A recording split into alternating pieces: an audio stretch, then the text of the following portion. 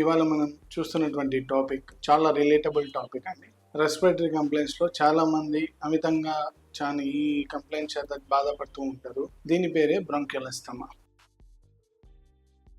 బ్రాంకియోలెస్తమా అంటే ఏంటి అంటే, అక్కడ ఎయిర్ ప్యాసేజ్ ఏదైతే ఉంటుందో దాన్ని నారోయింగ్ అవ్వడం వలన, దాన్ని మొత్తం నారో అవ్వడం వలన ఏమవుతుంది అంటే మ్యూకస్ తో నిండిపోవడం కానీ స్వెల్లింగ్ అవ్వడం కానీ జరుగుతుంది. దాని ద్వారా ఏమవుతుంది అంటే మనకి ఈ ఛాతిలో గుర్గురని శబ్దాలు కానివ్వండి, శ్వాస తీసుకోవడంలో ఇబ్బంది కానివ్వండి, ఛాతీ టైట్ గా అవ్వడం కానివ్వండి, ఇవన్నీ కూడా దీని తాలూకు లక్షణాలుగా చెప్పడం జరుగుతుంది. ఏవి ట్రిగర్ చేస్తాయి ఈ బ్రాంకియల్ అస్తమా అని చెప్తే, వీటిలలో చాలా మటుకు అలర్జీతో రిలేట్ అయ్యే ఛాన్సెస్ ఎక్కువగా ఉంటాయండి. అంటే ఎయిర్ బోర్న్ ఇన్ఫెక్షన్స్ కానివ్వండి, లేకపోతే మనం ఆక్యుపేషనల్ హజార్డ్స్ గా చెప్పి మనం పని చేసే ప్రదేశాల్లో ఒకవేళ దుమ్ము ధూళి కానీ ఉండడం వల్ల కానివ్వండి, సాడ్ డస్ట్ అంటే రంప పొప్పటి ఉండడం కానివ్వండి, లేటెక్స్ దగ్గర మనం చేసేటప్పుడు కానివ్వండి, లేదంటే ఏదైనా ఫ్లోర్ పిండి దాని దగ్గర పని చేసేటప్పుడు కానివ్వండి, ఇవన్నీ కూడా మనం ఇన్హేల్ చేస్తున్నప్పుడు ఏమవుతాయి, అది అస్తమాకు ఇండైరెక్ట్ గా ట్రాన్స్ఫర్ అయ్యేదానికి ఛాన్సెస్ ఎక్కువగా ఉంటుంది. ఇంకా కొన్ని